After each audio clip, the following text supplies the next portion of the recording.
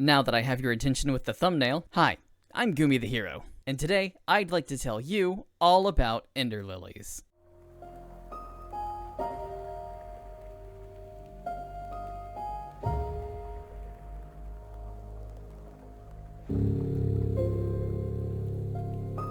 If you've never heard of Ender Lilies, then I can't say I really blame you. When it first released back in 2021, it was met with minimal fanfare and was relegated to being that cool-looking indie game that you put on your wish list and then forgot about. But I'm here today to remind you that it is there and that you should go play it. Like, right now. Go! All jokes aside, Ender Lilies initially got brushed off for simply being a Hollow Knight clone, at least from what I remember reading online at the time. And I mean, yeah, the game definitely wears its inspirations on its sleeves, but I mean, come on. Hollow Knight was a genre-defining title in a much overcrowded sea of mediocre Metroidvanias. And besides, I would actually say that Ender Lilies surpasses Hollow Knight in a lot of ways. The most important being that this game has a dodge roll. Or, well, a dodge belly flop. But Hollow Knight isn't the only game that Ender Lilies pulls its tickets from. The setting, story, and atmosphere draw heavy inspiration from Dark Souls, and the graphics and presentation clearly take a page from Vanillaware's handbook. In fact, I actually thought this was a Vanillaware game at first glance, and I'm almost certain that if they were to make a game in this style, Ender Lilies would be the end result. Just with more color, and flowers, and big honkin' boob. But I think that's enough the comparisons for now, because Ender Lilies does have a lot to offer to stand out from the crowd. We play as a girl named Lily, supposedly, who wakes up from her EP time nap on an underground altar with a ghostly knight standing beside her. Lily and the knight make a pact for whatever reason, and head outside to find themselves in the ruins of a kingdom called Land's End. The kingdom was destroyed by a catastrophe simply called the Blight, which is a never-ending torrent of rain that turns its citizens into undying monsters, driving them mad. But, as it turns out, Lily is what's known as a White Priestess, a clerical being who is unaffected by the Blight and its curse, while also being able to heal and purify those who have. So, with Ghost Knight in tow, we head out on a journey with one simple objective. Lily must find a way to end the Blight once and for all and save the kingdom and its people, if there's even anyone left to save. If you've ever played a Metroidvania before, then you pretty much know what to expect here. You run around a somewhat open side-scrolling world, fighting monsters and collecting items to help you further progress through the game, with a lot of backtracking in between. What makes Ender Lilies stand out is the freedom that you're given to do it all. This, of course, is easier said than done because this game can be pretty difficult. Everything here wants you dead and will stop at nothing to do it. But what's a little girl to do? Nicely ask the monsters to stop being mean and help you out? Well, yes, actually. If by asking nicely you mean beating them up and forcing them into servitude. Outside of regular enemies, you'll actually come across stronger variants that act as mini-bosses. If you're able to defeat them, Lily will purify them and they'll join your party as a spirit. No, not as a stand. This isn't JoJo's Bizarre Adventure, you weebs. On top of that, they'll also drop bits of backstory about who or what that monster was before you killed them. And these can range from all kinds of sad. From a little boy trying to find his parents, to a lady out walking her dog, and I'll let you figure out the rest from there. There are tons of these spirits out there for you to find and collect, as well as level up. You can set up to 3 of them on one of your 2 hotbars and use them in battle. Each of these spirits all have their own unique abilities that they can use in a limited quantity, from spewing out clouds of poison, to giving you an extra jump, to being an anime villain. Nothing personal, kid! And many, many more. Are they all useful? No, not really. It's obvious that some spirits have more use than others, with some even having stronger versions of others' attacks. What's actually important is how you make use of them based on your preferred playstyle. Do you like being up close and personal when fighting, or do you like being a little bit, hanging out in the back and using ranged attacks? With such a large amount of spirits to collect, I'm certain that you'll find one or two that will become your favorites. The spirit I really liked using the most is the Headless Knight. You can snag him really early on and he becomes an easy parry button, which is good for me because I really suck at video games. But that's what makes Ender Lilies so special. There is no wrong way to play this game. You can go into any fight however you want, because no matter what spirits you use, you will die a lot. Did I mention this game was hard? Just like its inspirations, the boss fights are the game's major highlights. These fights can be both extremely epic and extremely brutal with the challenge they bring.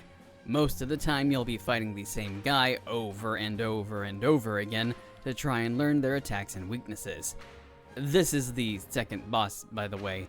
It took me almost an hour to beat, but when I finally did beat it, man, when I tell you the rush I felt was immaculate.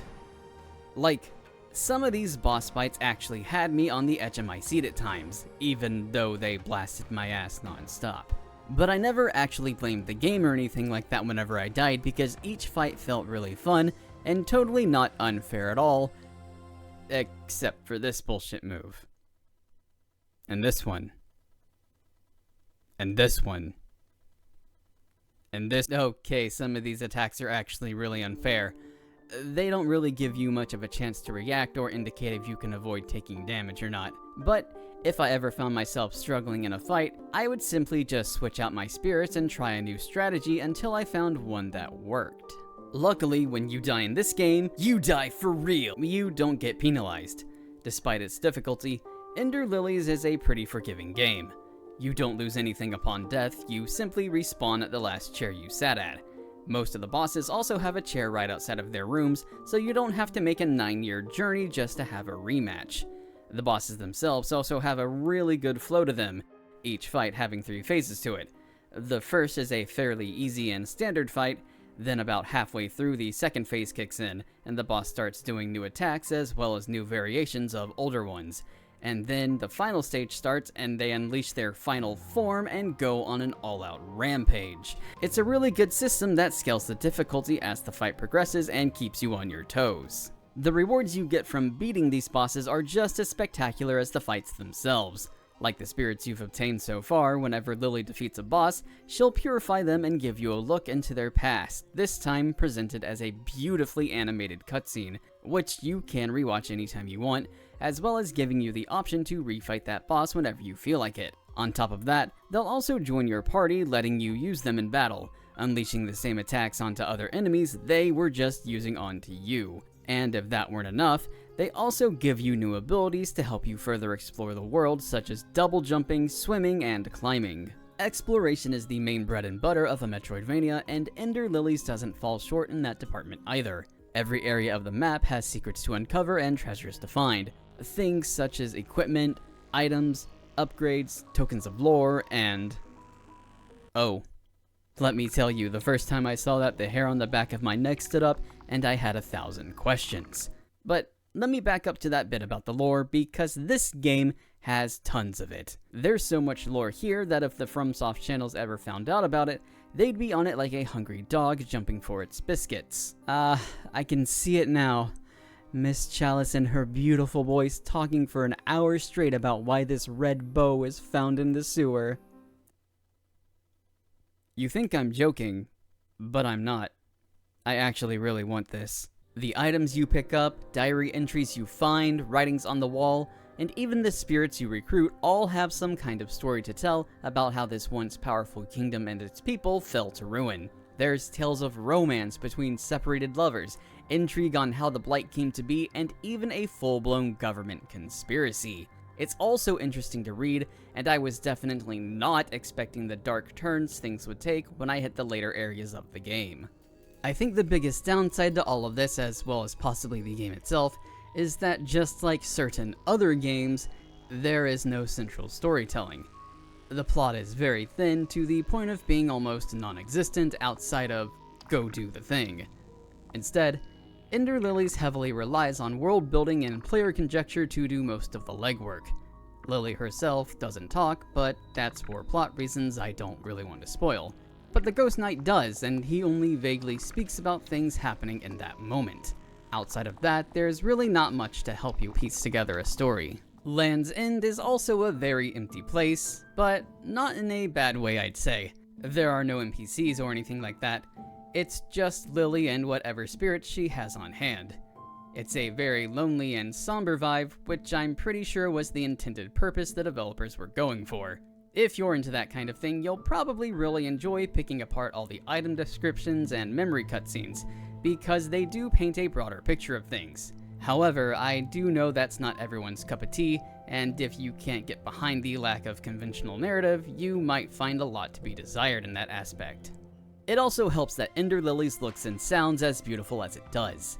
Every area looks like a painting, and I found myself many times just stopping to look at everything and drink in the atmosphere. This is visual storytelling done right. The village is in shambles while a somber piano and quiet hums play in the background.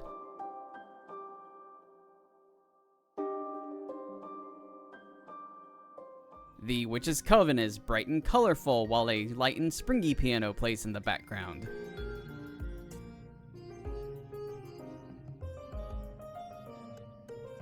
And the catacombs are oppressive and haunting while a menacing and foreboding piano plays in the background.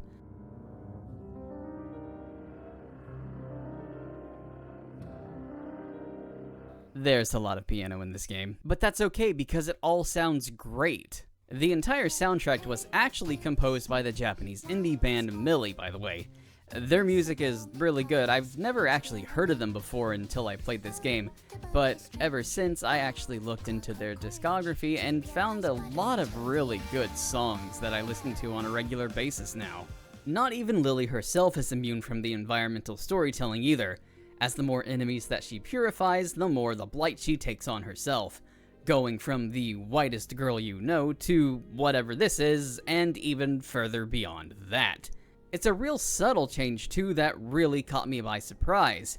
At first I thought I was questioning things like, did her hair always have red highlights in it? And then that turned into, oh my god, what is happening? Lily, are you okay? Of course, there's also a chance that you might not even see these versions of Lily given the game's nature of freedom. There is no explicit order that you have to do the boss fights in, well, except for these two, and you don't even need to go after all of them to see the credits. Ender Lilies does have 3 different endings though, that you can get depending on how much you do in the game. It is definitely worth it to try and see them all. The game also gives you a ton of rewards for finishing it too. There's some cosmetics that you can get for Lily, that I won't show you here, as well as a brand new title screen that I also won't show you here. I guess you're just gonna have to go play the game to see it. No, you can't go look them up online, that's cheating. And if that weren't enough, there's also a new game plus mode, a boss rush mode, which I was too lazy to record, as well as custom difficulty sliders so you can customize and tailor the game to your masochistic needs. The best way I can describe Ender Lilies is like playing through a picture book fairy tale, and I don't mean the happy sparkly ones, I mean the old kind that you tell your rotten kid to scare them at night. Sure, the sounds and visuals paint something more whimsical, but the deeper you dive into it, the darker it becomes. You can very quickly go from magical poppy wonderland to...